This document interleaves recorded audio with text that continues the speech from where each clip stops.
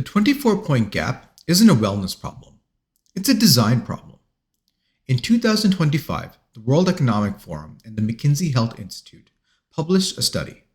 42,000 employees, 30 countries. One finding doesn't get nearly enough attention, and it changes what the right response looks like.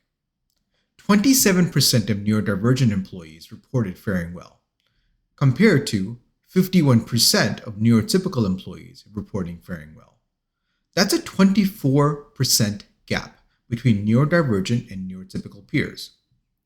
The study defined neurodivergent broadly, self-identified, diagnosed or not, spanning the full range of neurodevelopmental and related conditions. This is not a study about 3 diagnoses.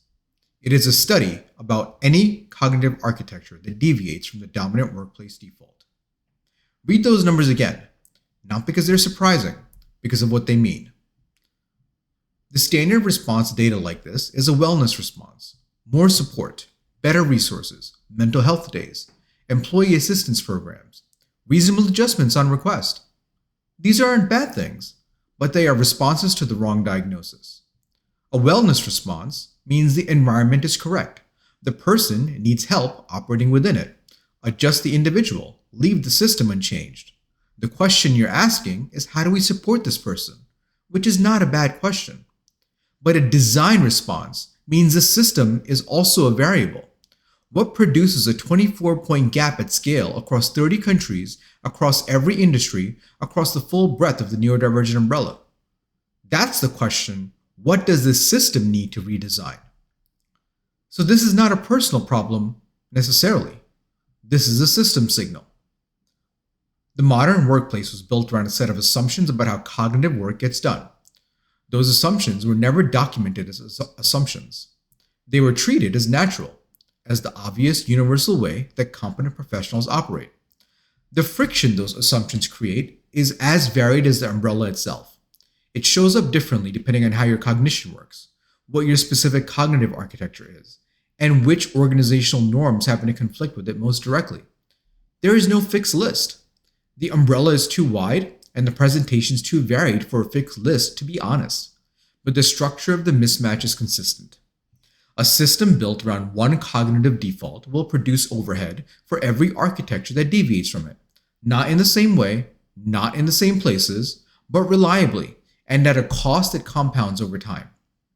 The 24-point gap is consistent across the full breadth of the neurodivergent umbrella, precisely because the design failure is structural, not targeted. It does not fail specific presentations in specific ways.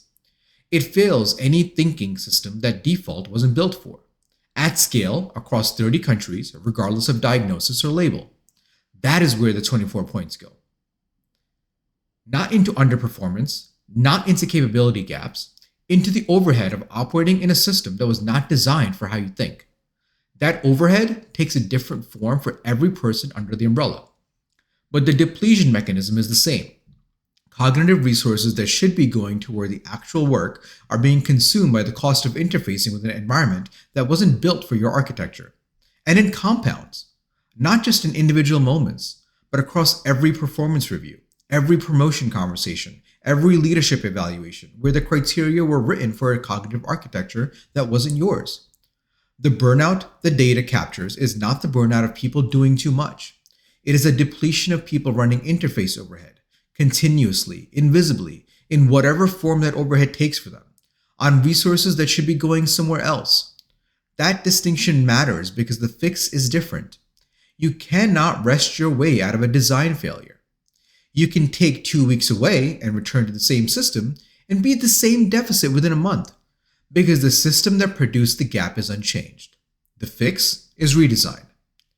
Here is what redesign means, because it is easy to hear this as a demand for special treatment. It is the opposite.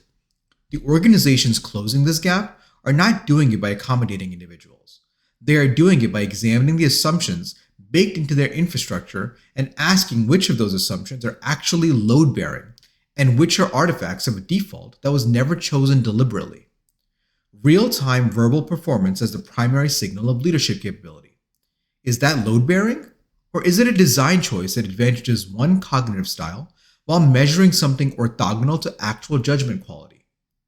linear sequential task structure as the same assumed unit of productive work. Is that load bearing?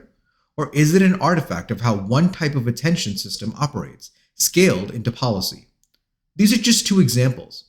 The full list of unexamined assumptions is longer than any single essay can cover, because the umbrella is wider than any single essay can cover. The point is not to enumerate them. The point is to start examining them. When you do, the answer is usually the same: artifact, not load bearing. And that's a choice that can be revisited.